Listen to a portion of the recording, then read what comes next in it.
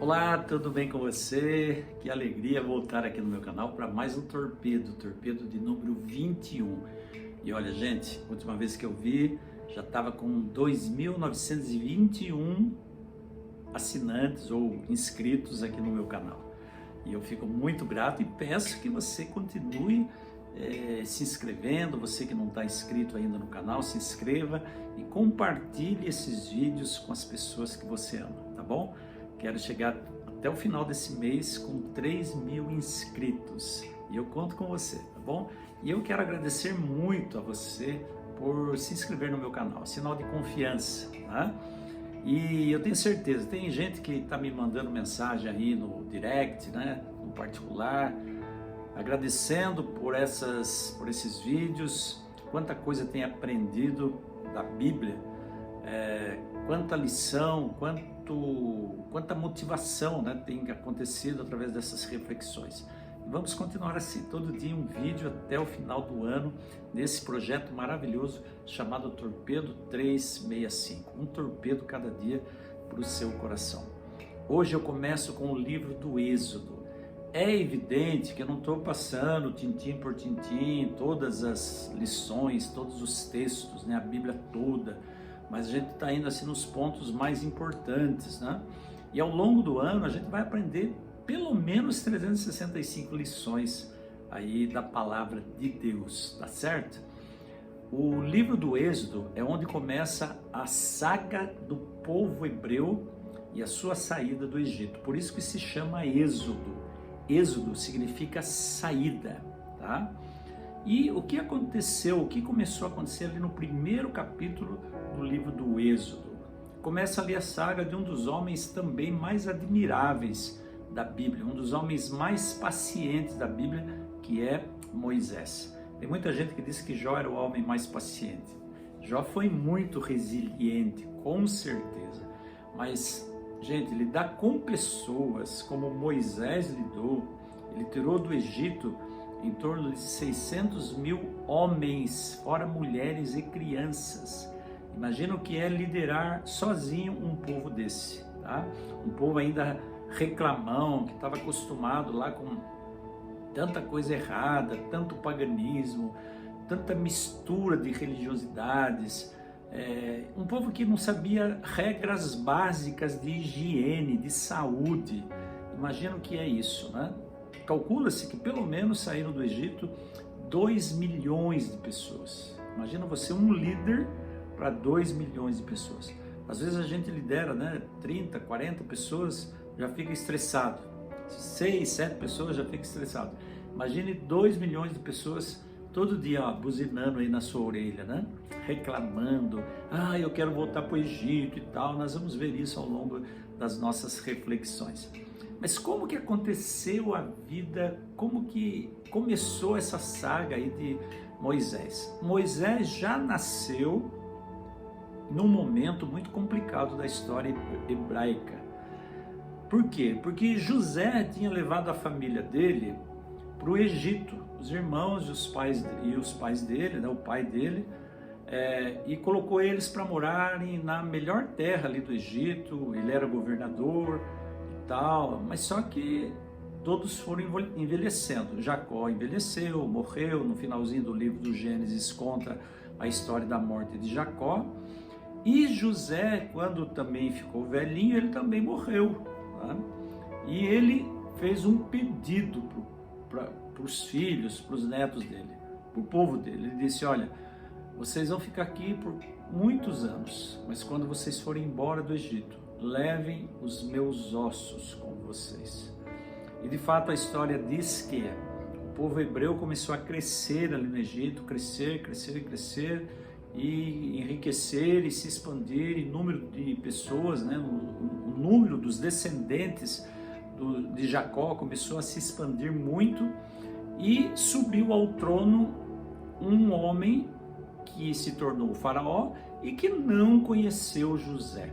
Ele não sabia da influência que José teve no reino egípcio e não sabia da importância de José. E ele começou então a perseguir o povo hebreu. Perseguir, fez do povo um povo escravo, e os hebreus começaram a trabalhar como escravos para os egípcios. E nesse cenário, esse novo faraó decretou uma lei lá que todos os meninos que nascessem deveriam ser mortos. Todos os meninos, homens, né, deveriam ser mortos. As meninas não, mas os meninos deveriam ser mortos. Por quê? Para que o povo não se multiplicasse ainda mais. Ele tinha muito medo, né, desse crescimento exponencial do povo ali no Egito. Foi nesse cenário que Moisés nasceu. Moisés era da casa de Levi, descendente de Levi, um dos 12 filhos de Jacó, ok? Então ele nasceu nesse cenário onde estava decretada a morte dos meninos, a morte dos inocentes. E quando Moisés nasceu, a mãe deu um jeito de esconder ele por algum tempo, mas chegou um ponto que não dava mais para esconder, porque ele foi crescendo, e choro de criança, e os egípcios ficaram lá, né, de orelha, sabe, em pé lá, atentos para ouvir se na casa de Hebreus não tinha criança nova, principalmente meninos. E aí o que aconteceu? Chegou um ponto que a mãe disse, não dá mais para esconder o menino. O que ela fez? Ela fez um cestinho de vime, né, um tipo de uma palha. Diz a Bíblia que ela calafetou esse cestinho com betume, com piche, para tornar esse cestinho impermeável. E ela forrou aquele cestinho ali com alguns panos e colocou a criança ali e colocou no rio Nilo. Eu imagino que esse ponto do rio Nilo, onde ela colocou Moisés, era um ponto onde o rio era tranquilo. Não sei se o rio Nilo é todo tranquilo assim, ou tem alguma corredeira, enfim, né? Mas eu imagino que era um ponto onde o rio era tranquilo e ela colocou Moisés ali no cestinho e colocou o cestinho num ponto estratégico do rio. Olha só a sagacidade, tá? Ela colocou ali Moisés num ponto onde ela sabia que a princesa, a filha do faraó, ia ali tomar banho no rio. E ela deixou o cestinho ali, o cestinho começou, né, a navegar e tal, conforme a correnteza. E Miriam, a irmãzinha de Moisés, que era mais velha que ele, já tinha uma certa idade, eu imagino que ela fosse uma adolescente, 10, 12 anos talvez, ela ficou entre os juncos, que são aquelas plantas que nascem na beira do rio, ficou lá observando o que ia acontecer. Olha só a estratégia, e nós vamos tirar lições aí para nós, tá? E quando ela estava lá observando, ela viu que a princesa, filha do faraó, ela estava ali se banhando, e de repente ela notou o cestinho de vime, e ela percebeu que dentro do cestinho tinha uma criança, e ela se apaixonou por aquela criança. Que criança mais linda e tal. E ela achou que a criança tinha sido abandonada ali, né?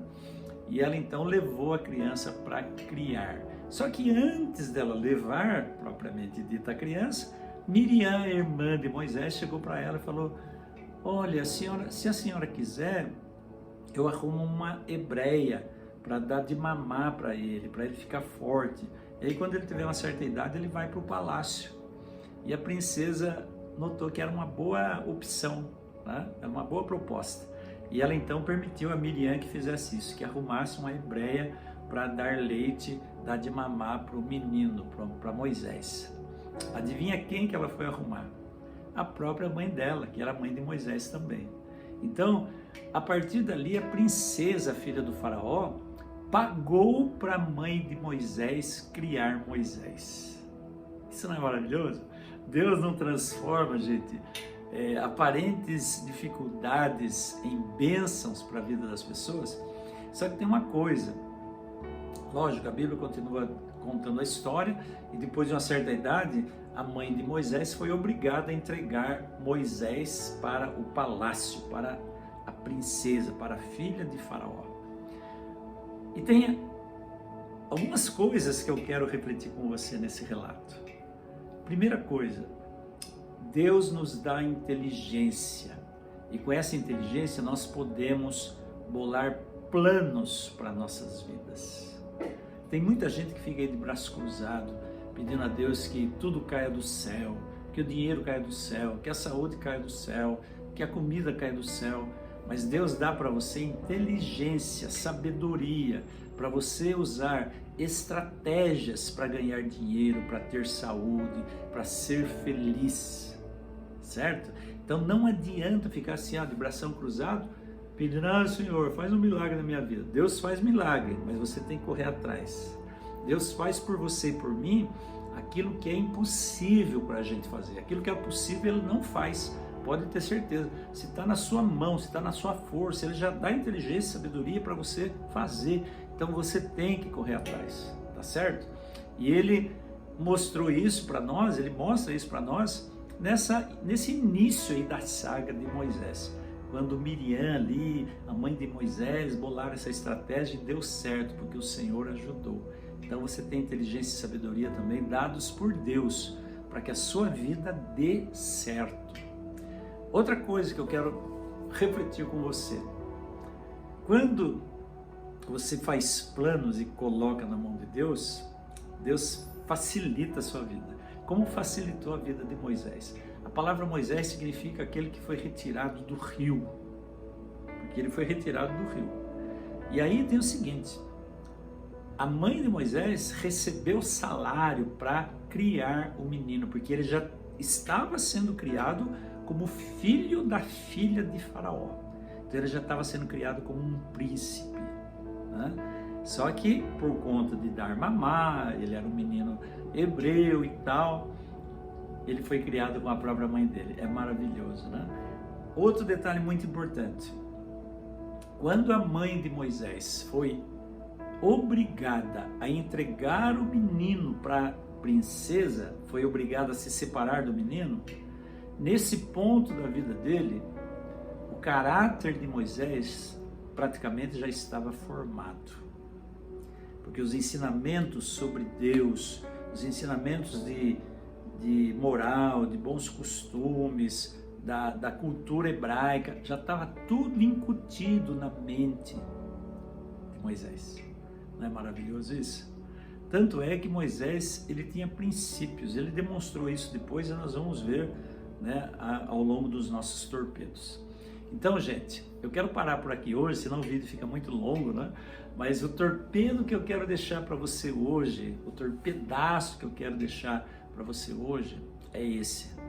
Quando eu confio em Deus, Deus ajeita, Deus aplana, Deus endireita, Deus atapeta. Eu não sei qual palavra exatamente eu vou usar aqui agora, mas vamos colocar assim: quando eu confio em Deus, Deus prepara o meu caminho.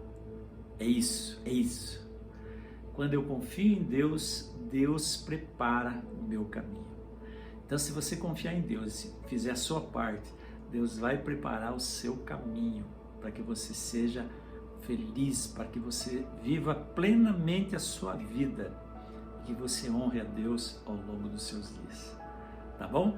Então, guarde esse torpedo na sua mente, no seu coração.